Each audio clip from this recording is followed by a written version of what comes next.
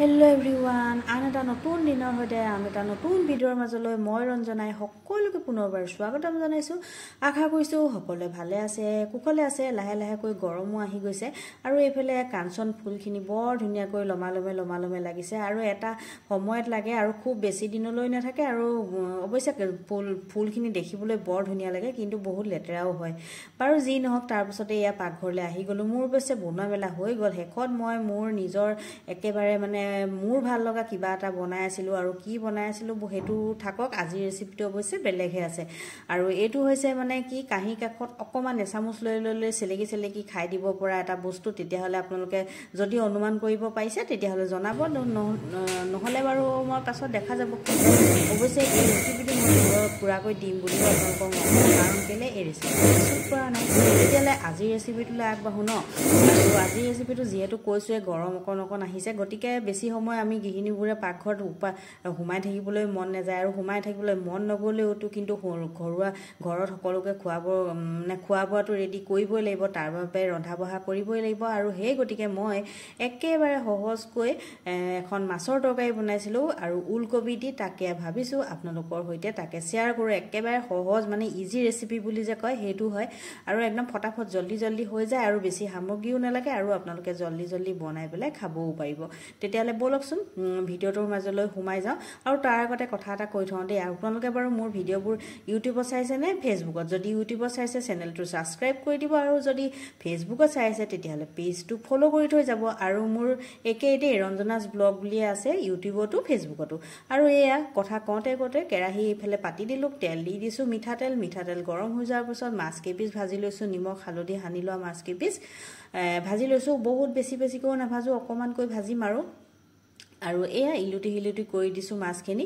আৰু একেবাৰে সহজ ৰেচিপি আৰু নিদিওঁকৈ বাৰু ৰেচিপিটো দিলোঁ, কাৰণ প্ৰথমতে ভাবিছোঁ ইমান সহজ ৰেচিপি জানো দিম, তাৰপিছত ভাবিছোঁ নাই, সহজ টান বুলি কোনো কথা নাই। ৰেচিপিটো কোনো এটা ধৰণৰ এনেকুৱা নহয়, চায়েন্স নহয় যে ৰকেট চায়েন্স আমি নিজে ইনভেণ্ট কৰিম বা ইন'ভেটিভ কিবা এটা কেতিয়াবা বনোৱাই বা দিয়ে, সেইটো বেলেগ কথা।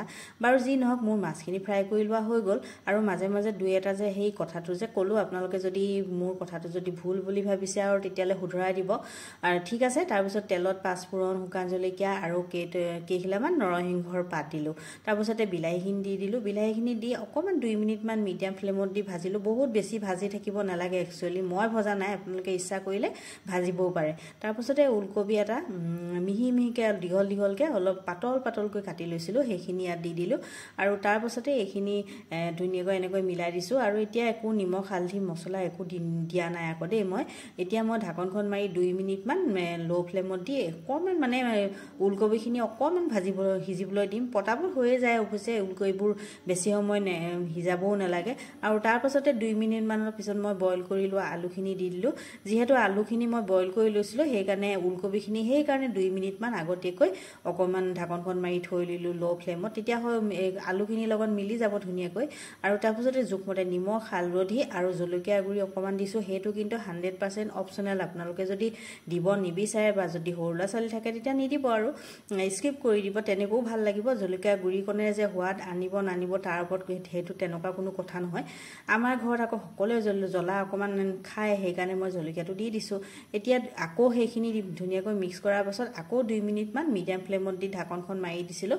তাৰপিছতে ধুনীয়াকৈ জোখমতে পানী দি দিলোঁ। মই 4 জনৰ জোখত বনাইছোঁ, আপোনালোকে আপোনালোকৰ জোখবোৰ নিজৰ মতে বনাব, মানে কেইজনৰ কাৰণে বনাইছে।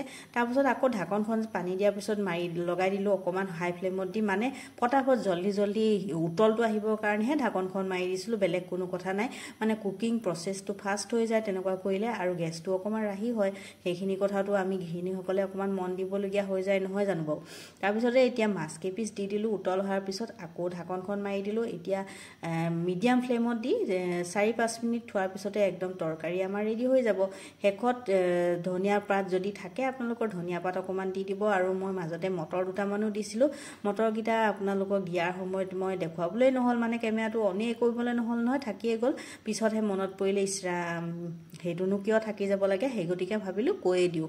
একেবাৰে এটা সহজ ৰেচিপি আজি আপোনালোকৰ বাবে আগবঢ়ালোঁ, ভাবিছোঁ নতুন ৰান্ধনীসকলৰ বাবে সহায় হ'ব বুলি। তেতিয়াহ'লে আজিলৈ বাই বাই, লগ পাম আন এটা ভিডিঅ'ৰ সৈতে।